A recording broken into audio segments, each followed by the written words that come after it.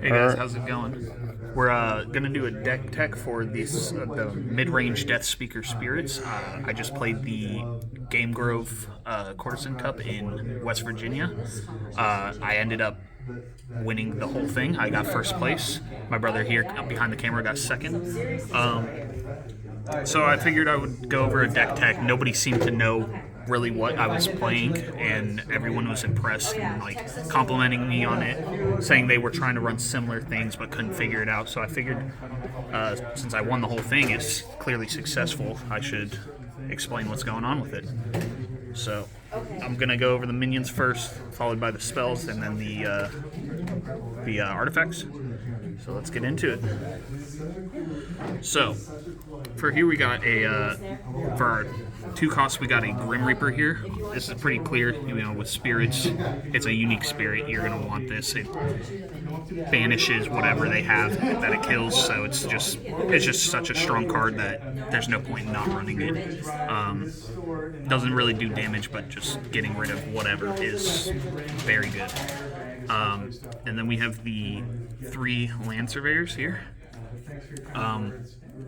This is what made me play the Deathspeaker, to be honest. A lot of people were questioning why Deathspeaker, and honestly it's because of Land Surveyor, because with this deck it's pretty high end, so you want to be playing a site every single turn, and by playing Land Surveyors you're able to draw more spells at the start of your turn rather than drawing sites and then you have nothing in your hand.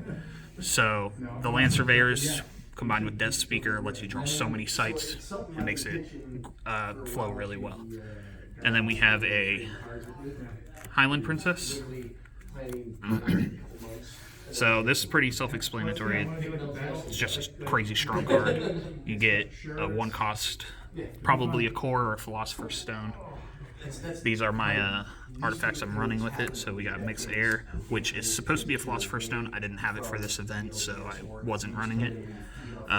We got an Onyx Core, Aquamarine Core, and a Kythera Mechanism. So being able to pull any of these out of your deck twice with Deathspeaker is just very strong, especially the mana rampant threshold from these 2 off-color cores, and then the being able to control random effects is very strong. Being able to choose where your Headless haunts and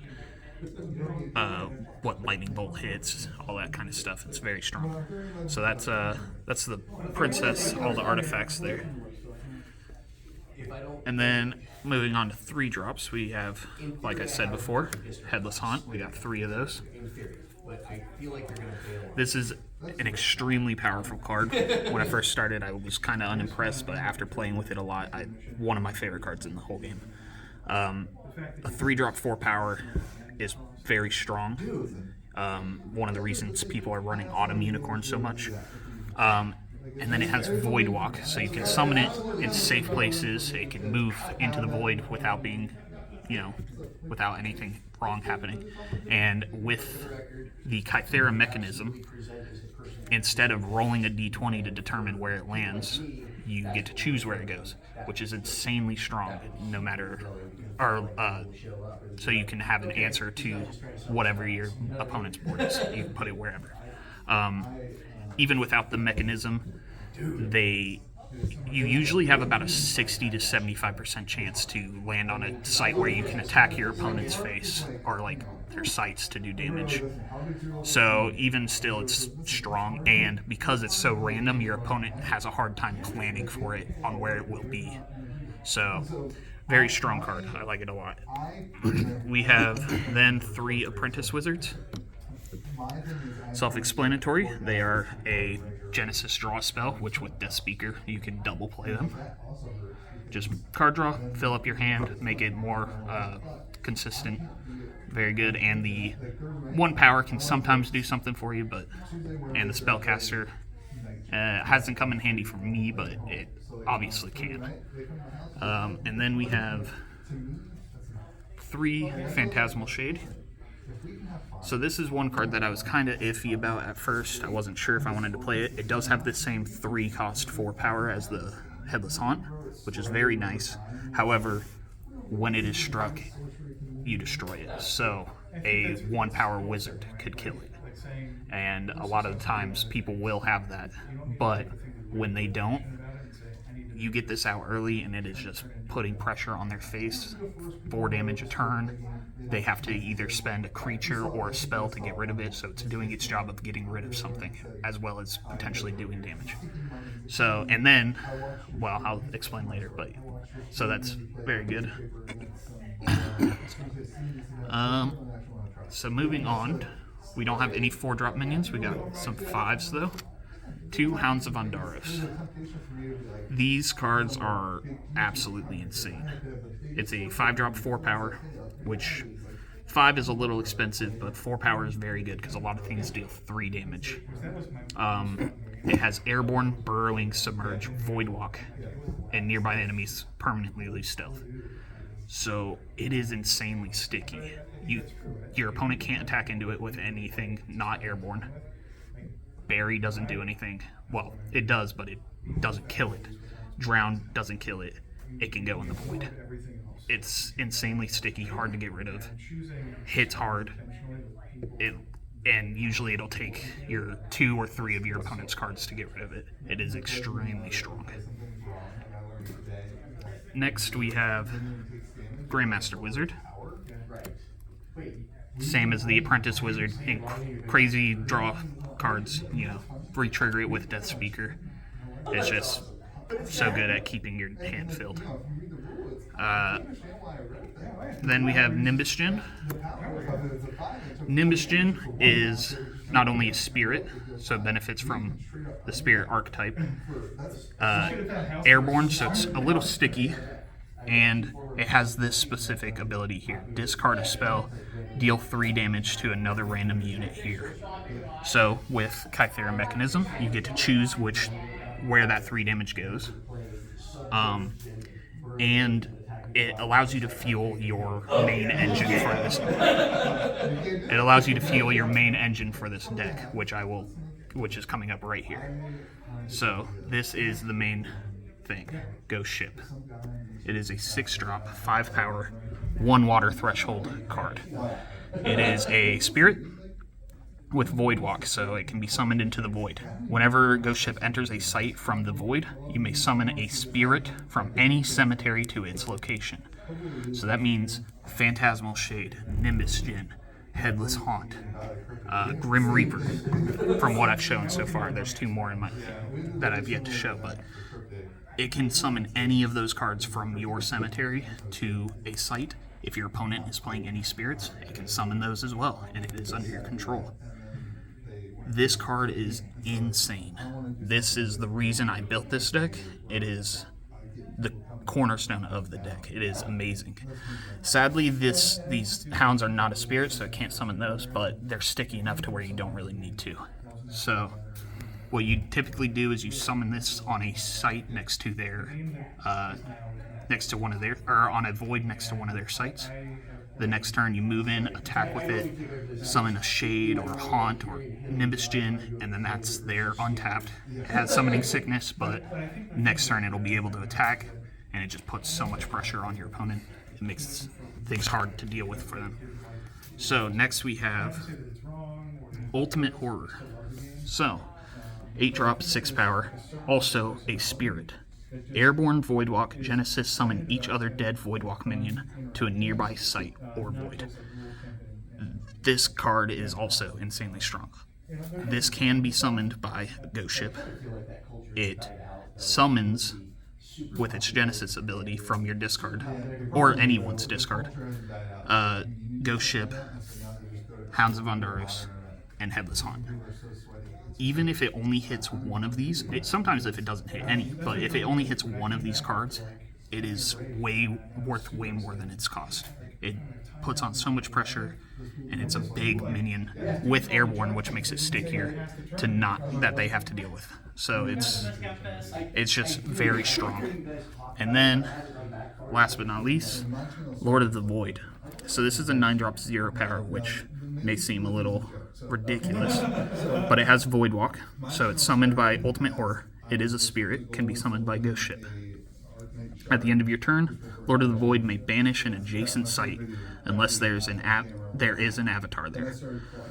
So you play this on a void next to one of your opponent's site, if they have any, and it'll just eat that site at the end of the turn, banishing any minions that are there, unless that minion has Void Walk. So this card is super good late game to just lock down your opponent's mana, and it's. I didn't have it in my deck initially, and I am so happy that I decided to put it in because that card is crazy. In one of the games here, I was able to summon it back 3 times with Ghost Ship and just keep eating their mana.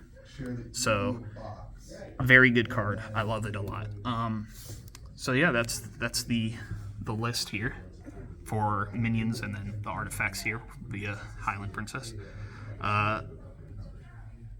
I don't think there are any changes I want to make to the minions specifically.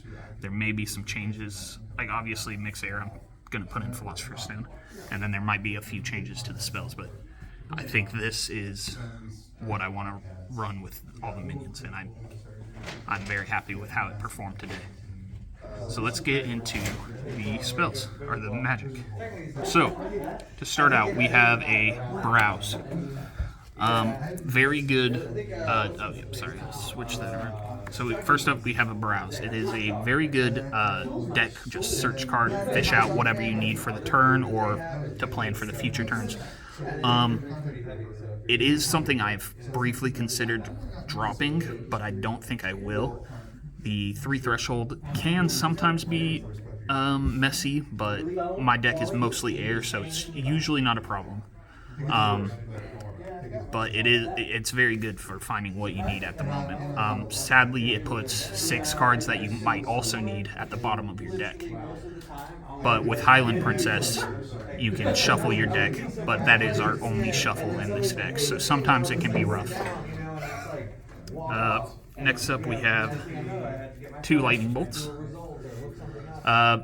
Pretty self-explanatory, just 3 damage for 2 mana. Good removal with Kythera Mechanism. It does random normally. With Kythera Mechanism, you get to choose where the damage goes. So very strong card. Like I said, a lot of things have 3 power, so dealing that 3 damage is essentially just a removal card. I do kind of want to bump this back up to 3. I was running 3 initially, but I dropped 1 for Whirling Blades. But I think I will keep the Whirling Blades and drop something else for another Lightning Bolt because I found myself fishing for this card a lot and just wanting it in my hand. So I'll probably end up doing that. Next up, we have 2 Evil Presence. This is another staple of this deck. So this reads, you may summon spirits to affected sites. When you summon a spirit here, give it charge and return Evil Presence to its owner's hand. Super strong. For 2 mana, you put it on a corner of 4 sites. If they have 2 sites here, anything you summon in those 2 sites or in the 2 voids via Void Walk, as long as it's a spirit, will get charge, which is very good for the Ghost Ship. That means the turn you play it on 6 mana, it comes in, bounces this to your hand, you move into their site, attack, and you summon a Headless Haunt or a Phantasmal Shade with it, or whatever you need to. And then, if you have the mana to spare, you can, after you play the Ghost Ship, this comes to your hand, you play it again, move the Ghost Ship, it summons the Shade or Haunt, that gets charged, and this comes back to your hand. So you get, from nothing, 9 damage to your opponent right away, and 2 big bodies that they have to deal with. This card is insanely good. Before it didn't used to affect void sites, which kind of made this deck not perform too well, I feel like, or at least it wouldn't have. But one of the recent changes to the rules made auras affect sites, or void, I mean. So this card is insane now. Another 2-drop magic, Disenchant. This is just to take care of any cores that they have on their their avatar, or get rid of any nasty jihad auras or crusade or summoning sphere, whatever you need to get rid of. I have the 1-up just to make sure I have something to deal with those. Potentially might bump it to two of them, because people might start playing some 5-drop aura that is Spirit Hate, which would be very nasty. So I might end up bumping that up to 2, potentially 3 if it's really bad. Next we have 2 Berry. Just hard removal for 3 cost. Very strong. If you need to, you can bury an opponent's core or their Philosopher's Stone. Usually I try to use it for things with 4 or more power. Sadly, that's not always the case, but it's just good to have some sort of removal. And I think 2 of is a good, comfortable spot, especially because of the lightning bolts and wanting to run that up to 3. Next up is Chaos Twister. I hate this card. I think this card should be banned, but it is an extremely strong card. You place a target minion on the back of your hand, blow it off. Wherever it lands, it deals that minion's damage to itself and whatever else is on that site. I don't like card effects that have to deal with doing something outside of the game's mechanics to use it. So I don't like the card, but it is so strong that it's hard to not use, because it's just a removal that deals damage to your opponent's face. It can kill multiple creatures or minions with it. It gets rid of 1 to 3 creatures typically, and it's very strong. And honestly, blowing a card off your hand is pretty easy to get it to land where you want it. So just a strong card, so it's in the deck, fits the threshold, so very good. Next up, we have Whirling Blades. So this is the card that I removed a lightning bolt for. I'm honestly considering putting the lightning bolt back, getting rid of both Chaos Twisters, and running 2 Whirling Blades. This card is extremely strong. It is 5 cost, 2 threshold. An ally may take up to 2 steps and then strikes each enemy along their entire path. So with Ghost Ship, you can play the Ghost Ship if you have enough mana. I know it is 11, but like I said, we're playing a site almost every turn. So for 11, you can play the Ghost Ship and then immediately Whirling Blades. It gets on a site and then moves again, summoning something to that first site and striking all enemies that are along its path for 5 damage. So if you can hit an avatar with that, that's 5 to their face. It kills almost any minion. It is extremely strong on any big minion that you have in your deck, but also with, let me pull them back out, Grim Reaper. So how this works, it will kill anything it touches, because Grim Reaper has lethal, and this says it strikes them. So Grim Reaper is the one dealing the damage. He has lethal, so it'll kill anything that it goes across. And Grim Reaper banishes all copies of whatever it kills. So if you end up killing 2 or 3 different minions using Whirling Blade and Grim Reaper, you're banishing up to 12 cards from their deck. And that is insanely strong. Like, you could literally win the game off of just this, because now they don't have anything to play. So that is extremely strong. And not only that, but now your Grim Reaper is still alive, so it can banish another thing, whatever else they have. Or, I mean, like, it's just so good. Crazy. Honestly, I didn't have this Whirling Blades in until last night, because I just overlooked it, and I think it is such a good ad. I don't know why I wasn't running it before. Next up, we have Earthquake. So just, AoE hard removal. You can move sites around, which sometimes is very good for positioning your opponent's avatar, wherever you need it. Positioning, your Hounds of Ondaros, which have Brewing, wherever you need them. Usually it's used just for the removal, potentially burying their cores or whatever they have on their avatar. But you can use it to move the sites around, which is sometimes very, very helpful, sometimes game-winning. So Earthquake, very good. It is 2 Earth Threshold, which is one of our off colors. I have run into it a few times where I need that second one, but usually I'm able to have it between, I think I have 6 Earth sites. We'll get into the sites after this, and an Onyx core. So usually I'm able to get it.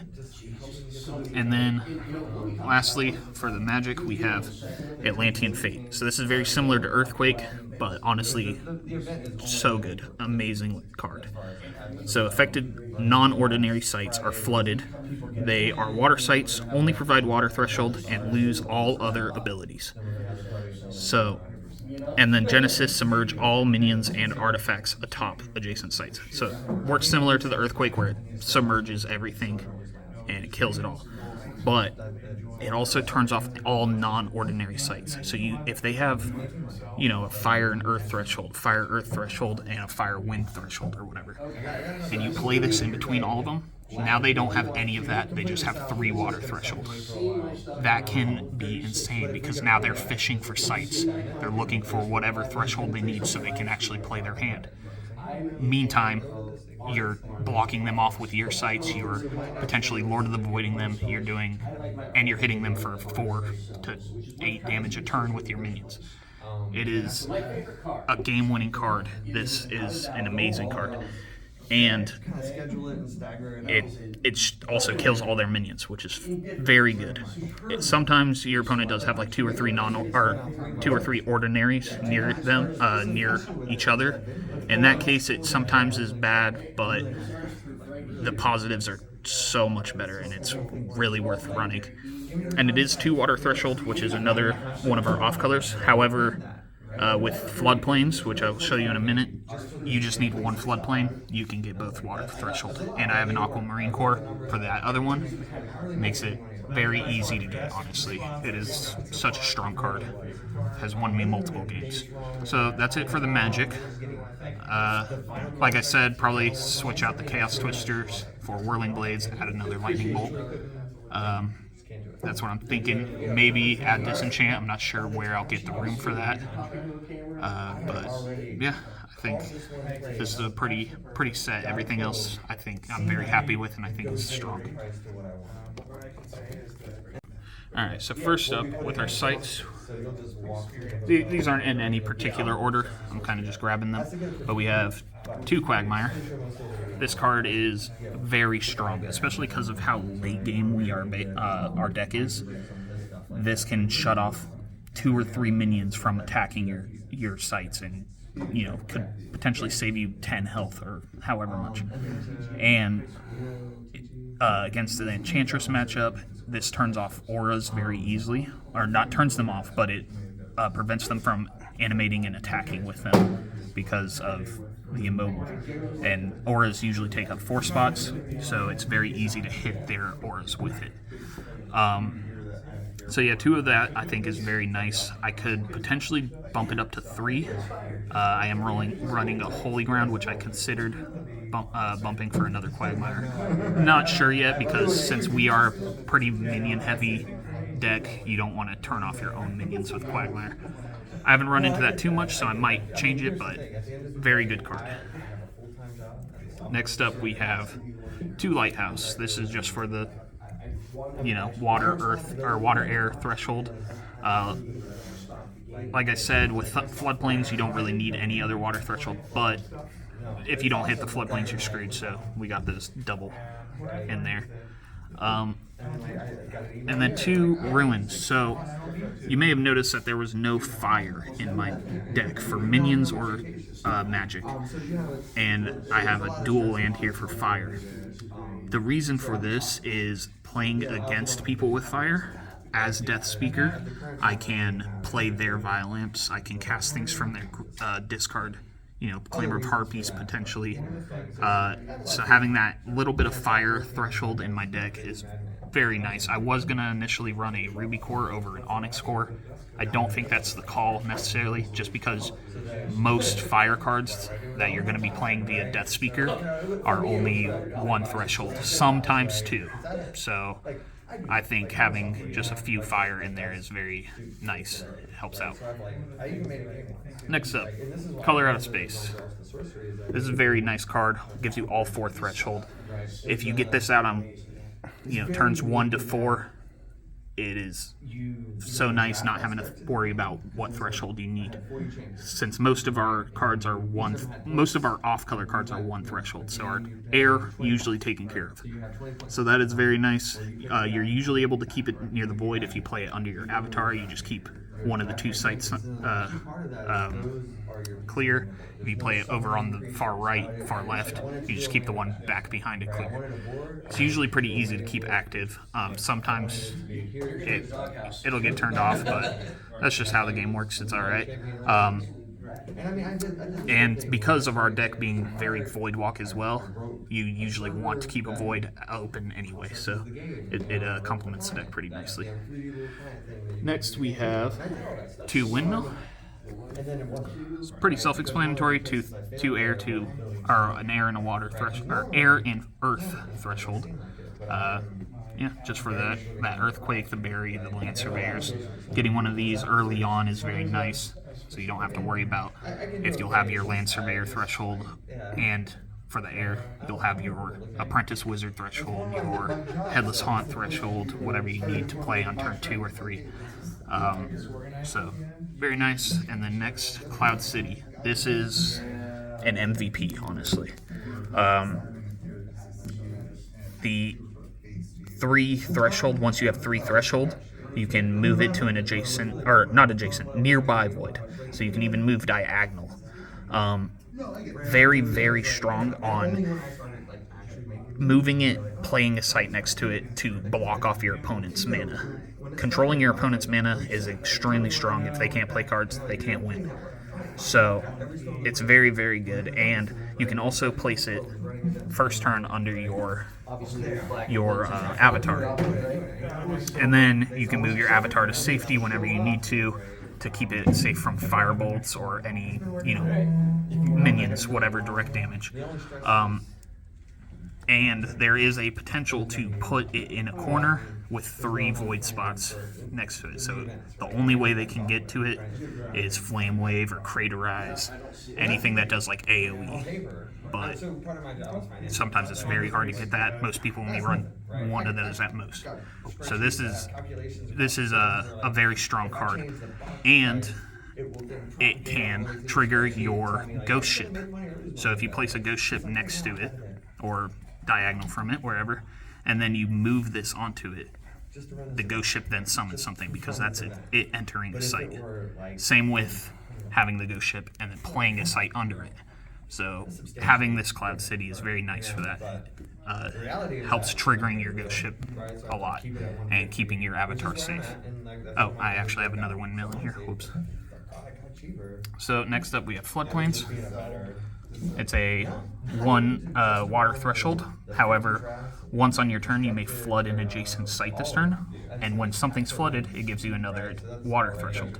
So if it's next to a Cloud City or a Quagmire or whatever, on your turn you can flood that to get an additional water threshold to be able to play your Atlantean Fate if you need it.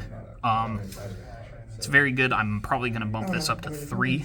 I'm not positive yet. I did run into a game where all of my water threshold sites were at the bottom of my deck. Literally all 5 of them were the 5 bottom cards.